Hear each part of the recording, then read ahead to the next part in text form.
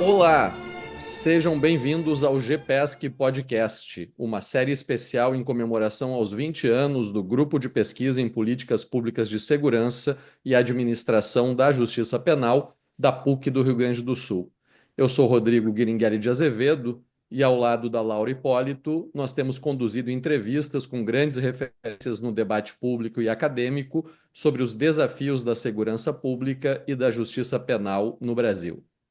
Hoje temos a honra de receber Tarso Genro, advogado, ex-governador do estado do Rio Grande do Sul, ex-ministro da Justiça, da Educação e da Secretaria de Relações Institucionais da Presidência da República, e uma das figuras centrais na construção da esquerda democrática no Brasil.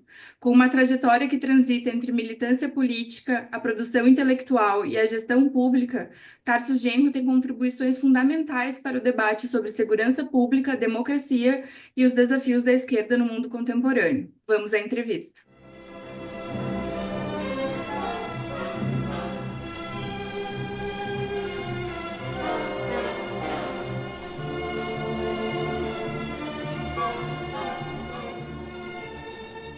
Muito bem, Tarso, é uma grande honra te receber no GPESC Podcast.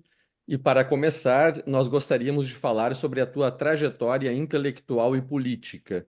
O que te levou a ingressar na Faculdade de Direito da Universidade Federal de Santa Maria e a militância política? Como era o contexto da época e quais foram as principais influências que moldaram a tua visão política e o teu compromisso com a democracia e com o socialismo? Bem, muito obrigado por esse convite. É uma honra para mim estar aqui com vocês, Rodrigo e Laura. E creio que é uma boa oportunidade para a gente dar uma revisada na própria vida e também na própria obra, por mais modesta que ela seja, e que tem procurado dar essa contribuição efetivamente que colocaste aí na abertura do programa. Eu tenho 75 anos hoje, então eu já não cozinho na primeira fervura, como dizem os nossos amigos do interior aqui do Rio Grande do Sul.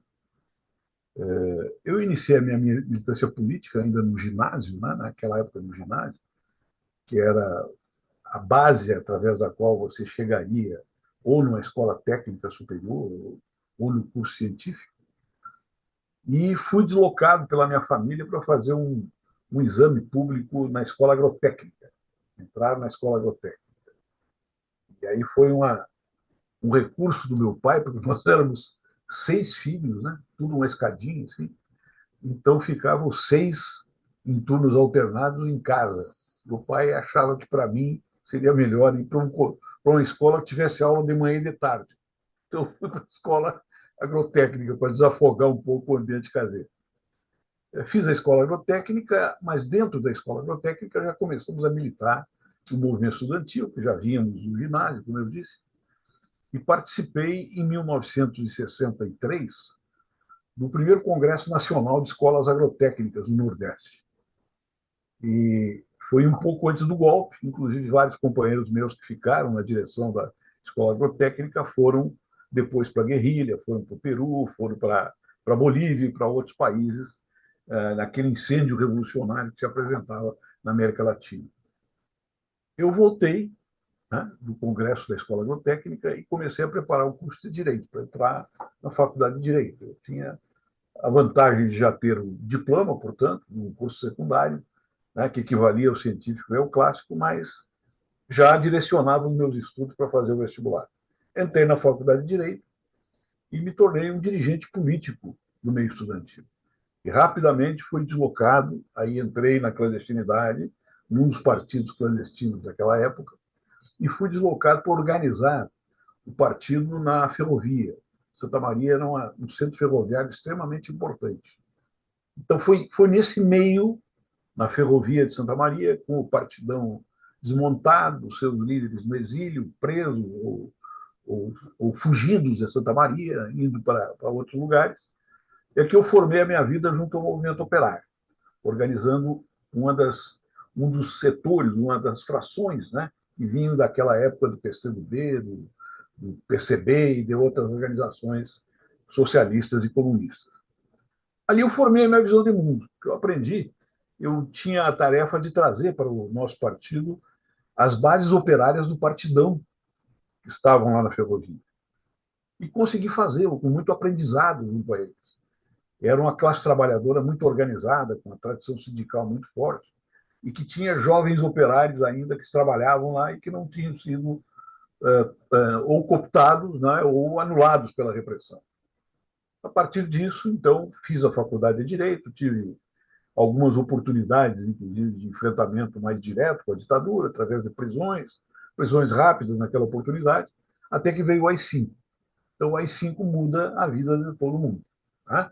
Ali já se passa uma fase heróica da militância clandestina e da tentativa de emergir na superestrutura política com organizações políticas que pudessem disputar mesmo as eleições viciadas como ocorriam naquele momento.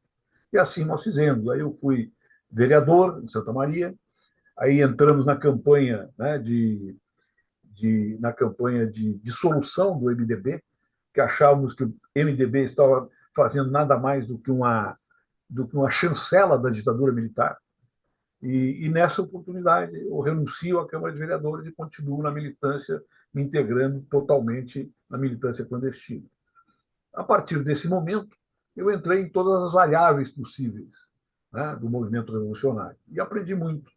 Eu tive uma formação marxista, hoje gramsciana, que eu mantenho até hoje, e que venho adaptando às novas circunstâncias que ocorrem com o movimento operário, que ocorrem com as organizações de esquerda e que ocorre, inclusive, a partir da abertura política no Brasil, onde as forças de esquerda são obrigadas a se manifestarem na legalidade para interpelarem a sociedade em função do processo constituinte que estava sendo aberto ali naquela oportunidade. Esse foi um aprendizado político também extraordinário, e daí eu sigo, né, a minha trajetória política como vice-prefeito de Porto Alegre, prefeito 2 vezes, deputado federal, ministro de algumas pastas do governo Lula, até chegar a este momento que eu estou hoje, depois de governar o Estado. Qual é a questão mais, vou dizer assim, mais importante que eu julgo na minha vida, nessa trajetória? É ter conseguido, ao mesmo tempo, militar em profundidade, estudar e elaborar. Né? Eu sempre procurei ser um militante não um prático, não um ativista exclusivamente, mas um debatedor, um elaborador, né? Um colaborador, inclusive, da imprensa, não só da imprensa tradicional, na legalidade, como também da imprensa clandestina, para expor um conjunto de ideias que eu ia experimentando na minha militância. Né? Atualmente, eu permaneço com as mesmas utopias, com as mesmas vocações políticas, com uma formação, eu acho que mais depurada, né? Mais depurada daquilo que foi a apresentação filosófica, por exemplo, do comunismo real, né? Da União Soviética, mas continuo com a mesma visão de mundo, com as mesmas utopias e com a mesma disposição de luta política, de inquietação intelectual e de debate público. Em síntese, essa mais ou menos a minha trajetória. Tarso, dando continuidade, então, à questão da trajetória, a gente precisa falar sobre o Partido dos Trabalhadores, do qual tu és uma liderança destacada e representa o partido, né, uma experiência singular na história da esquerda brasileira, conciliando diferentes correntes e contando com uma base popular sólida em todo o país. A gente queria saber como tu avalias o processo de construção e consolidação do PT como referência da esquerda brasileira e latino-americana. E, para além disso, quais foram os maiores desafios enfrentados ao longo desse percurso? E para que o PT, e além disso, né, o que o PT representa hoje para a esquerda latino-americana? Bem, desta época, né, que nós emergimos para a legalidade, e emergimos para a legalidade com uma fé na democracia política, conectando a democracia política com a nossa atividade socialista, com a luta pelo socialismo, com a luta pela República Democrática, a partir da Constituinte, passou-se muito tempo e ocorreram muitas modificações. Muitas modificações. No sistema de poder do capital global, né? No sistema de poder das elites orgânicas que controlam, né, o movimento financeiro do mundo, as grandes, as grandes empresas e as grandes empresas de novas tecnologias, inclusive, né? As tecnologias, as plataformas, as comunicações instantâneas que ocorrem, né, hoje em todo o mundo, nós tivemos uma mudança completa no cenário. Como é que o PT acompanha isso? Primeiro, o PT tem um período heróico. O que eu chamo de período heróico do PT é quando todas as correntes que formam o PT, né, como um partido de esquerda, um partido de massas, ainda se apresenta como um partido revolucionário. Né? É aquele ideal de revolução que nós trouxemos da clandestinidade, não só nós, que militavam no movimento comunista, mas os cristãos revolucionários, os republicanos radicais, os democratas radicais, que formavam todo um espectro político que naquele momento emergia, né, no cenário político nacional, uma ideia ainda de revolução. Essa ideia de revolução ela começa a se dispersar a partir do momento em que o Lula é eleito presidente da República. Porque a maioria de nós compreendeu, naquele momento, que se o PT não fizesse um movimento em direção, de maneira expressa, em direção a um compromisso democrático republicano e, ao mesmo tempo, um compromisso com a social-democracia originária daqueles períodos, né, mais heróicos das revoluções europeias, o PT não teria a oportunidade de chegar ao governo. E assim, massivamente, o PT fez essa translação de um partido heróico, que se apresentava ainda como socialista e revolucionário, para um partido social-democrata pela esquerda. Mas a vida vai mudando, mudando as pessoas, mudando a conjuntura, mudando a natureza dos governos e mudando também a própria composição interna do PT. E para sobreviver na democracia, precisa compor um sistema de alianças interno entre todas as correntes, em torno da liderança de um líder político que veio do movimento operário, mas jamais foi comunista, nunca foi socialista, foi um democrata, foi um republicano, foi um lutador pelos direitos dos trabalhadores, mas ele trazia toda uma praxis mais pragmática do que das formulações teóricas que nós representamos. A partir daí, o PT faz uma translação para se transformar no que ele é hoje, um partido de centro-esquerda, que contém no seu interior correntes mais à esquerda ou menos à esquerda. Correntes mais marxistas, tradicionais, como correntes neomarxistas, revisionistas, que envolve um conjunto de lideranças anteriores do partido. Então, esta é a trajetória e a tentativa de mímese que o PT faz com a social-democracia mundial, abandonando aqueles elementos bolcheviques que o PT ainda mantinha até o momento em que chega ao governo. E esse abandono não é, como dizem os trotskistas, uma traição. Não se trata de uma traição. Se trata de uma mudança estrutural que ocorre no sistema de capital, nas formas da sua dominação, nas relações comutativas de comunicação que existem no mundo e na emergência de uma nova elite política global, mais vinculada ao capital financeiro e à reprodução da riqueza sem trabalho do que propriamente aquilo que se via no sistema do capital tradicional, através da grande fábrica moderna imperando nos modos de desenvolvimento. Então, é aqui que nós nos encontramos. Quer dizer, o PT, então, enfrenta uma esfinge hoje, que ainda pode devorá-lo, que é a esfinge de como entrar nesse mundo novo, com novas categorias políticas, com novas categorias analíticas, sem perder o seu vínculo de ser um partido pela inclusão social, um partido dos pobres, um partido dos trabalhadores e um partido que tenha a capacidade, ao mesmo tempo, de fazer um grande sistema de alianças para se manter vigoroso dentro da democracia. Nesse momento, o impasse que nós enfrentamos é como libertar o nosso governo da extorsão orçamentária, que deforma a democracia brasileira, deforma o nosso governo e deforma também o próprio sistema partidário brasileiro.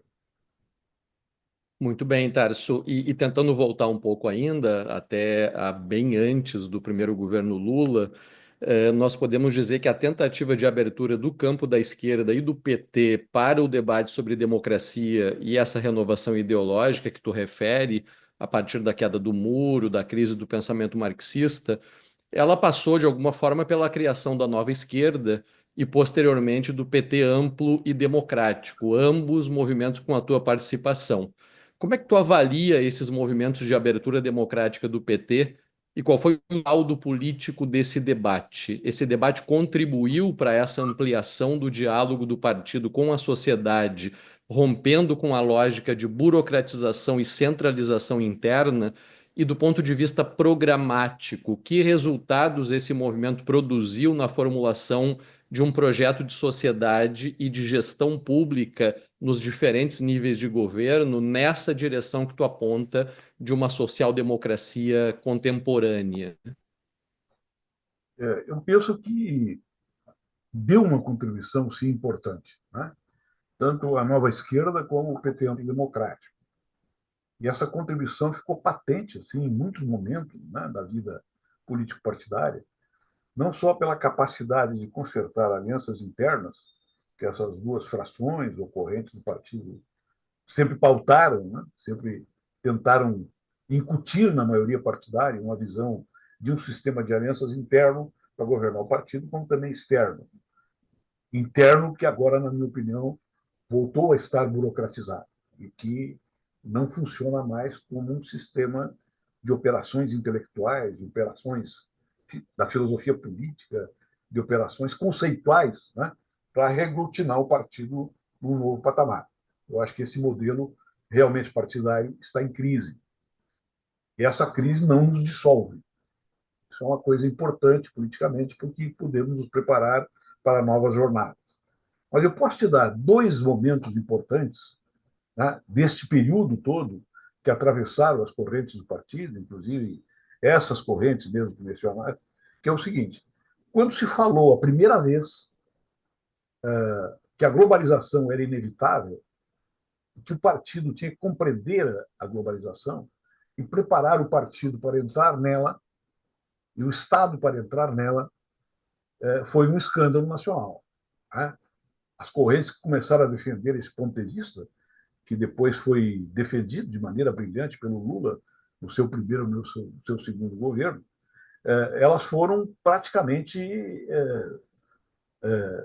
isoladas politicamente dentro do partido, né? Se recuperou aquela visão de traição, né, que os trotskistas sempre imprimem ao debate político, até pela sua história complicada do movimento operário internacional, mas também uma história grandiosa, diga-se de passagem. E isso aí colocou o partido num novo patamar. Começaram os grandes debates nacionais e internacionais sobre isso que vinha, a globalização que vinha, e que se transformou agora em outro processo de globalização. Então, esse momento é um momento importante. Um outro momento trata da seguinte questão: a universalidade do orçamento participativo. Quando nós começamos a brigar dentro do partido para que os governos do presidente Lula adotassem metodologias similares de combinação da democracia direta com a democracia representativa.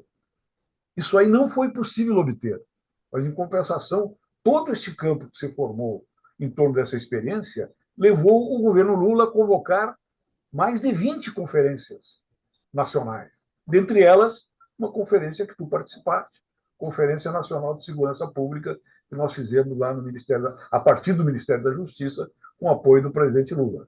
Então, esses dois momentos foram momentos muito importantes, mas que ainda não terminaram. De uma parte, porque a globalização mudou os seus padrões de acumulação, os seus padrões produtivos, e nós temos que ver como adaptar uma ideia de soberania nacional e de projeto nacional a esta nova situação de compatibilidade, como também porque os elementos de participação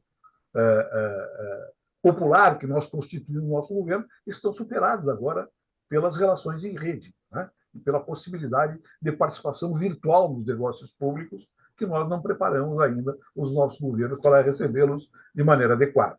Então, esta é a etapa, eu diria, mais dramática que o partido vem enfrentando no seu percurso, desde a sua fundação até agora. E, Tarso, falando justamente sobre a crise da democracia liberal, a gente queria falar um pouco sobre a ascensão da extrema-direita e como essa ascensão coloca desafios inéditos para os setores progressistas, né, em diversas partes do mundo. Na América Latina, o bolsonarismo no Brasil e o Milei na Argentina construíram uma base social sólida e seguem tensionando os limites da ordem democrática. Em um artigo recente publicado, tu sustentas que o Brasil, Chile, Uruguai e Colômbia seriam as referências democráticas na região para barrar uma possível ascensão dessa extrema-direita que já vem acontecendo. O que essas experiências têm em comum e qual o significado para a renovação do campo democrático e popular quando a gente pensa em um contraste com a Venezuela do Maduro?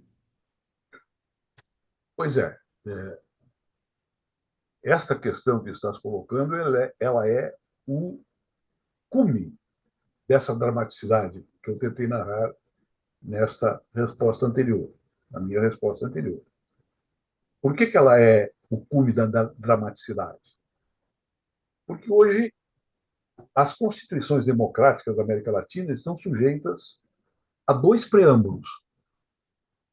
O preâmbulo das constituições formais, que são preâmbulos escritos, que desenham ali um pacto político que deve ser projetado para todo o tecido constitucional e, portanto, para o tecido social e para a prática política e as disputas partidárias, na sua interpretação, na sua execução, que contrastam com outro tipo de preâmbulo. Eu comparo esta fala que o Milei teve recentemente, se não me engano, foi na Inglaterra, eu até tenho aqui o discurso dele, como o preâmbulo da Constituição fascista do Brasil, da Constituição material fascista, que tentou ser experimentada pelo Bolsonaro aqui e que felizmente não deu certo. O que é esse preâmbulo da Constituição do Estado Social e o que é o preâmbulo da Constituição fascista? O preâmbulo da Constituição fascista é o discurso do líder.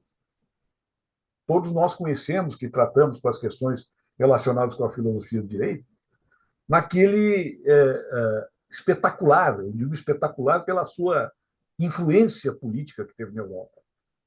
Artigo do Carl Schmitt, quando ele diz que o Führer comanda o direito. E que a partir desse comando que o Führer faz do direito, encarnando a voz popular, projetam-se ações administrativas diretas do Estado na relação do Estado-polícia, na relação do Estado-economia, na relação, né, do Estado-cultura, a partir daquilo que verbaliza o líder. Enquanto que nas constituições formais do Estado de Direito está ali o nosso preâmbulo da Constituição de 88, demonstrando qual é a linha, por assim dizer. Essas linhas são incompatíveis. Até agora, quando ocorreram, né, oposições tão extremas como essa, isso foi resolvido pelas guerras. Pela Primeira Guerra Mundial, pela Segunda Guerra Mundial, e pela sucessão de guerras, inclusive, de libertação nacional, que prepararam quase que uma nova guerra mundial em série, que hoje se encontra num momento de maior dramaticidade. E qual é essa maior dramaticidade? É que nos Estados Unidos, no Estado americano, nós temos a voz do líder fascista, com aparos, inclusive, neonazistas, que comanda a maior economia do mundo, ainda a maior economia do mundo, e que irradia a sua voz pública para dentro do Estado americano, que começa, inclusive, a ser corrigido de maneira pontual ali por determinadas ações judiciais que estão sendo feitas.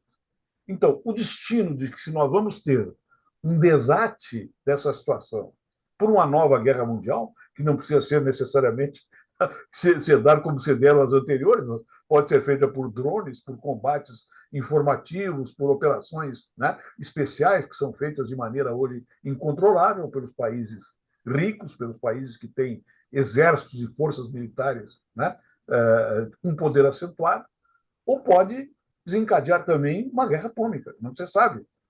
Mas esta situação que estamos vivendo mundialmente hoje, se o Trump não for derrotado, ela vai marchar para uma comoção mundial desse tipo, né? E eu creio que as forças de esquerda não estão na minha opinião, modesta opinião, não estão compreendendo isso de maneira efetiva, que continuam com as mesmas discussões, com os mesmos debates de 15, 20 anos atrás, como se alguém tivesse na cabeça já pronta uma ideia para uma revolução democrática, para a recomposição republicana, né, dos próprios países. Então, nós identificamos, a partir aqui do Instituto Novos Paradigmas, e de vários debates que nós fizemos aqui no Brasil e fora do Brasil, isso que nós estamos chamando de uma tríplice aliança do bem mais um. Tá? Brasil, Uruguai e Chile, mais a Colômbia, tá? Ao norte da América do Sul, para comporem uma relação política estratégica, uma compreensão inovadora da América Latina, uma compreensão política, inclusive, do significado da segurança nacional e da segurança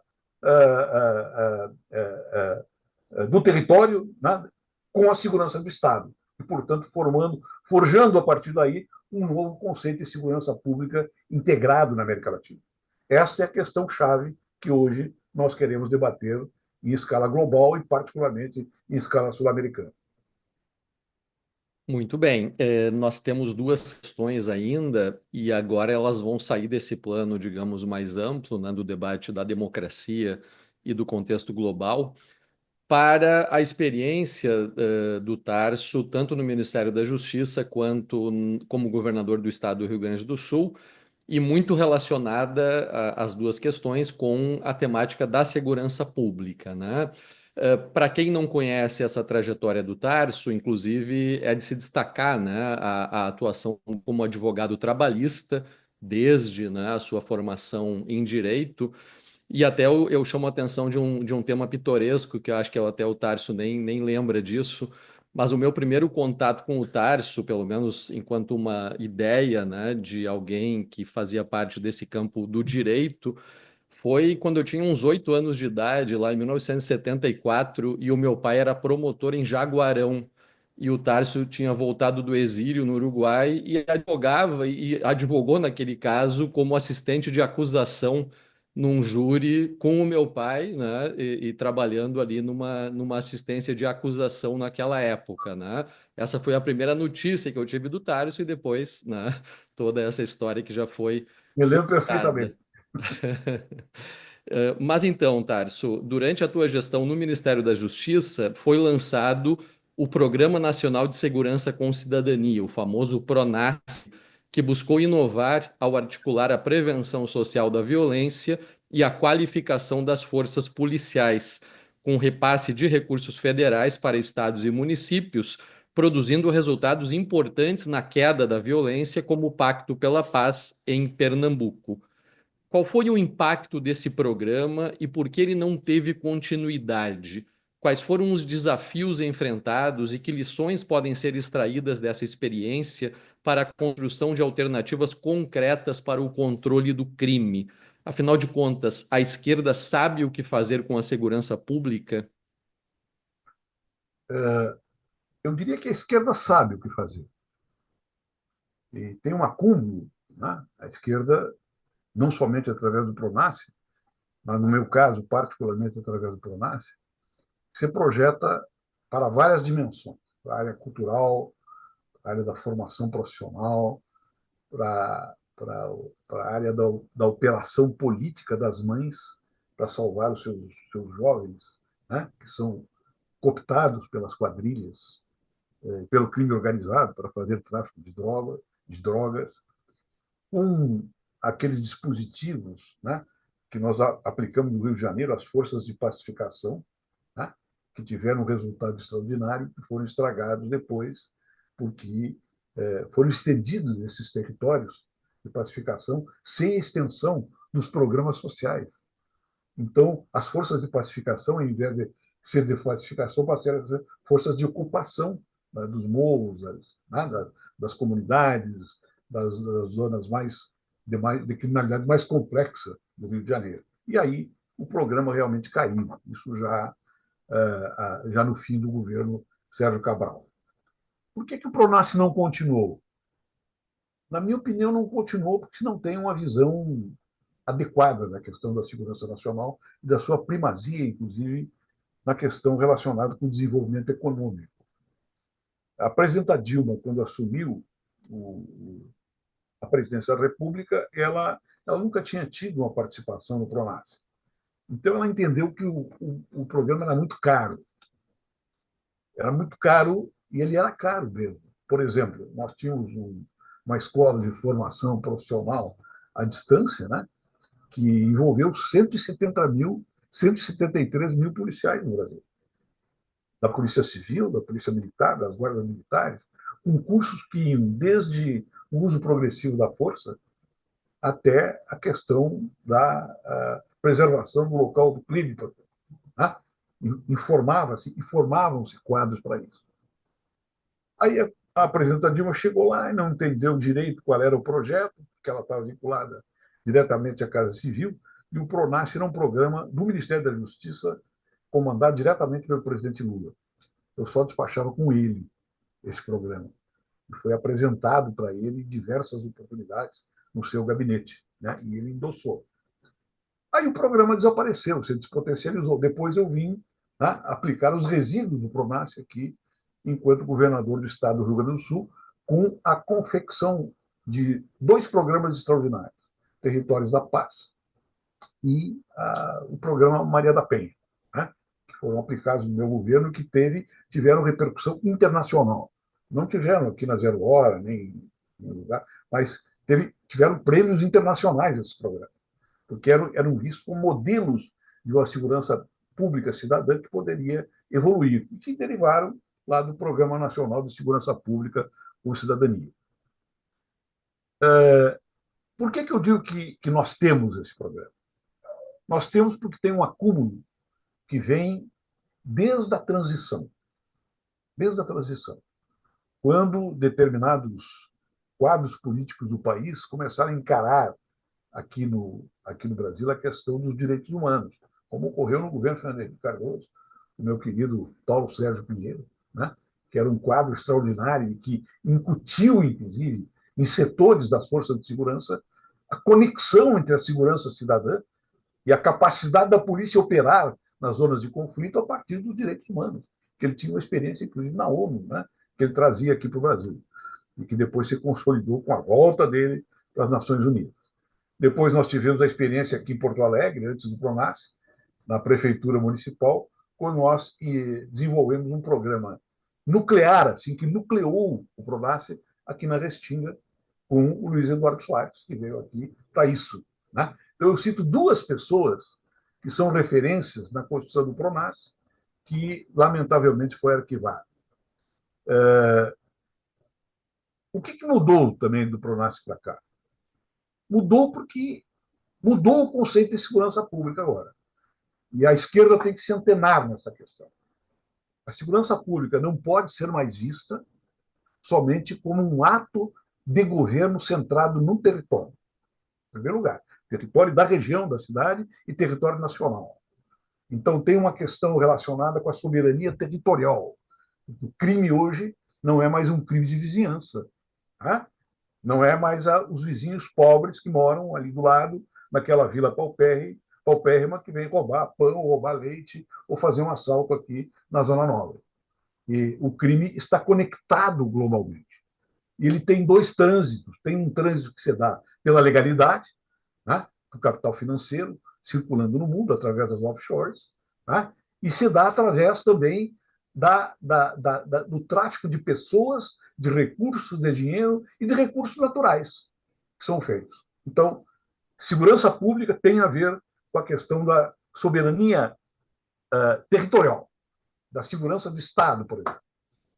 Mas a segurança do Estado não pode ser pensada sem falar-se na segurança nacional. E a segurança nacional está ligada também ao domínio que as Forças Armadas, representando o Poder Civil, exercem sobre o território. Então, nós temos aí uma nova concepção de segurança nacional também. Por isso, nós estamos, inclusive, debatendo nessas reuniões que nós fazemos sobre segurança pública fora do país, que nós temos que ter, rapidamente, aqui no Sul, no Cone Sul, uma reunião dos exércitos para discutir a alocação de bases estrangeiras aqui, que captam, né, que desconstituem a nossa soberania. E isso deve se dar entre os países democráticos, que ainda se respeitam, né, como países que têm a ousadia de dizer que querem controlar seu território. Então, essas novas conexões da segurança pública são as que permitiriam que os programas de segurança pública não fossem apenas enxugadores de gelo. Tá? Porque, veja, por exemplo, a apreensão hoje de drogas, onde é que se dá? Ela se dá muito pouco nas fronteiras e muito pouco nas estradas, por exemplo. Ela se dá, sobretudo, naquele jovem que é cooptado para ir lá e vender a droga em Ipanema. E aí ele é preso no caminho e tem o seu contato ali na comunidade. Mas o crime não começa ali. Ali é o espaço de socialização do crime. O crime começa com essa equação global da criminalidade organizada hoje, que passa por condutos, né, completamente heterodoxos em relação ao que era antes. Antes você transportar, né, uma carta, por exemplo, era um transporte de átomos. Hoje é de bytes. Tá? Para você transportar, por exemplo, uma carga de droga, você fazia operações, inclusive, com submarinos, como ocorreu, né, no Golfo do México em determinadas oportunidades. Hoje você faz da maneira mais tranquila possível. Ocupe, por exemplo, uma parte da Amazônia, instale lá estruturas de garimpo ilegal, que fazem uma acumulação de dinheiro, né, com tal potência que podem irradiar-se a partir dali, outras conexões com o continente, e fazendo as pistas de pouso que são necessárias para fazer esse transporte de material, né, a partir de um território seguro para eles, para os criminosos, como ocorreu, né, com muita intensidade no governo Bolsonaro. Então, hoje, nós temos esse desafio. Eu não acredito em programas de segurança pública, a não ser como remédio parcial, que sejam aplicados apenas localmente. Aí você vai combater, sim, pode combater injustiças, pode combater crimes, mas você não resolve a questão. Porque a própria segregação social das pessoas é um convite a participar de um outro universo, de um outro Estado, que é o Estado ilegal, organizado através do capital financeiro pirata, organizado para subtrair, por exemplo, as nossas riquezas. Então, essa é a complicação hoje da segurança pública. O resto é enxugamento de gelo. Tarso, ainda sobre o tema da segurança pública, a gente queria te questionar como governador do Rio Grande do Sul, o senhor enfrentou no ano de 2013 um contexto de grandes manifestações e conflitos entre policiais, militares e manifestantes, que foi marcado pelo surgimento naquele momento dos chamados Black Blocs e a ascensão de uma direita na cena pública. Como você avalia essa experiência? E como foi a gestão das manifestações pela polícia naquele contexto? E pensando de uma forma ainda mais ampla, quais os problemas para a gestão das corporações policiais pelos governos estaduais? O caminho passa pela PEC da Segurança Pública, que pretende constitucionalizar a maior integração entre União, estados e municípios? E que outras medidas poderiam ser tomadas para a democratização das forças policiais, que são muitas vezes radicalizadas pela adesão à extrema-direita? Nós, do campo da esquerda, temos que superar alguns mitos que nos foram incutidos, né, inclusive multiplicados na sua eficácia antipolítica, né, pelos grandes meios de comunicação. De que a questão da segurança pública não é uma questão da esquerda. Eu falo de uma maneira totalmente adversa a esse ponto de vista. Eu acho que a principal questão da esquerda hoje é a questão da segurança pública, precisamente porque ela tem a ver com a segurança nacional, com o controle territorial e com a segurança do Estado. Um Estado criminalizado é um Estado que jamais vai prestar bom serviço de segurança pública, né, em qualquer parte do mundo. Então, essa é a primeira questão. Segunda, eu acho que nós temos que nos libertar um pouco desta visão que também é divulgada pela grande imprensa, em determinados momentos, né, que o uso da força feito pela esquerda é uma renúncia à sua visão de Estado, como se a esquerda estivesse no Estado para contemplar atividades, né, atividades criminosas de uma maneira dócil, né, sem dar a resposta eficaz, sem dar a resposta adequada. Eu tive dois tratamentos fundamentais com as forças policiais do Rio Grande do Sul. Primeiro, eu reorganizei a sua vida funcional e fiz vários concursos na segurança pública da Polícia Civil e da Brigada Militar. Então, este primeiro movimento me deu autoridade para conversar com eles sobre o que eu queria da segurança pública no Estado. Num segundo momento, começamos a implementar programas como o Programa Maria da Penha, né? Programa de proteção às mulheres pela violência que sofrem, né, nas suas relações familiares, e aplicamos em vários pontos da cidade esses programas relacionados com o território, ou seja, os territórios da paz, que nós chamávamos, que funcionaram de maneira adequada e que baixou radicalmente a criminalidade naqueles espaços. A partir dessa relação, nós conseguimos estabelecer um diálogo com a Polícia Civil e com a Brigada Militar. Hoje, é raro o dia que eu não encontro um policial civil na rua e que ele me diz: se não fosse o seu governo, nós estaríamos hoje mortos como instituição. E não tem um dia, ou quem sabe, não tem uma semana que eu não encontre um brigada militar, um brigadiano na rua, e que ele me diga como a sua vida sofreu uma mudança significativa com o nosso governo. Os soldados da Brigada Militar tiveram no meu governo um aumento de 103%. Os professores, que têm um papel muito importante também na segurança de uma cidade, tiveram um aumento real de 52%. A Polícia Civil teve reestruturada toda a sua carreira. Isso me deu autoridade para, nos dias mais dramáticos daqueles movimentos de junho, nós temos na frente do Palácio Piratini um cinturão de policiais da Brigada Militar sendo provocados, agredidos e violentados, inclusive fisicamente, né, com violência física, pelos black blocs, que aparecem não sei de onde. Suponho de onde eles aparecem, mas não sei de onde exatamente que eles apareceram naquele dia. Estavam em torno de 150 deles ali na esquina, né, do Palácio Piratini, atirando esferas de metal nos brigadianos, garrafas, vidros e pedras. E eu saí do palácio, o pessoal me disse: olha, os brigadianos vão reagir. E vai ser um banho de sangue aqui na frente, porque os caras perdem a cabeça também. Eu saí ali na frente, fui para a frente da tropa e fiz um discurso para eles. E esse pessoal que está lá, eles estão obrigando vocês a responderem. Você sabe o que vocês vão fazer? Vocês não vão responder. Ergam seus escudos, permaneçam parados e não aceitem provocações, porque eles querem promover aqui um banho de sangue, né? Como ocorreu em determinados momentos aqui em Porto Alegre, em outros governos, e também em governos fora do Rio Grande do Sul, neste período das manifestações de junho. E eles ficaram firmes, não aceitaram as provocações. Aí, o batalhão especializado da Brigada Militar foi lá e foi dispersando eles gradativamente. Nós tivemos 2 incidentes físicos aqui na Brigada Militar naqueles dias de julho. 2 incidentes em que algum soldado ou algum oficial, num certo momento, não se comportou de maneira adequada.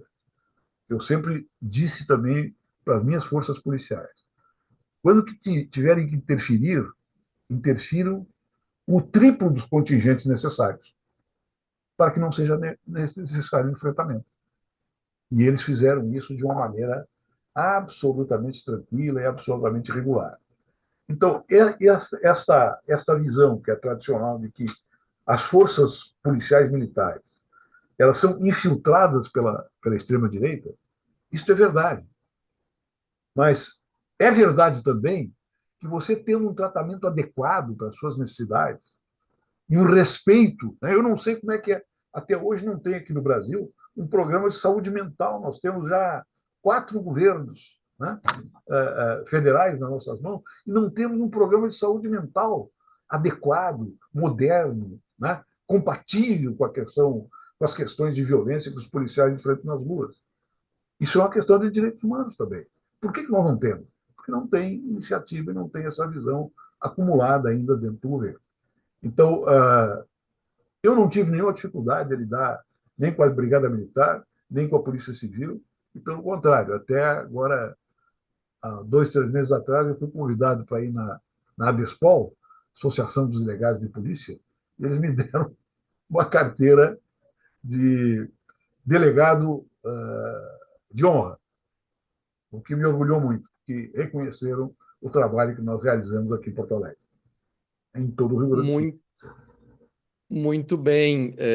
Então, para finalizar, eu queria apenas destacar, né, que, como o Tarso já colocou durante uma das suas respostas, ele tem uma produção intelectual, coisa que não é muito comum, né, no campo político brasileiro, e que pode ser encontrada tanto na mídia, em diferentes órgãos de divulgação, quanto também no campo acadêmico, né? Inclusive, nós publicamos um artigo do Tarso na revista Sistema Penal e Violência, do PPG em Ciências Criminais da PUC do Rio Grande do Sul, que está disponível online, e assim como essas, há muitas outras, né? E também destacar essa instituição a que o Tarso fez referência, o Instituto Novos Paradigmas, que também tem um site na internet, e através da qual ele tem procurado, né, estimular e reunir debates importantes, debates fundamentais das sociedades contemporâneas, reunindo, né, pensadores, intelectuais e debatendo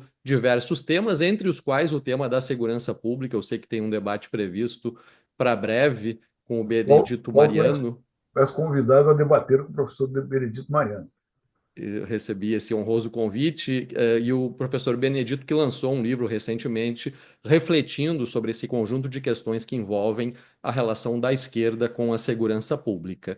Então, para finalizar, nós gostaríamos novamente de agradecer ao advogado, ex-governador, ex-ministro Tarso Genro por essa conversa instigante e a você, ouvinte, por nos acompanhar. E não esqueça de seguir o GPESC Podcast e compartilhar com seus colegas e amigos. E até uma próxima.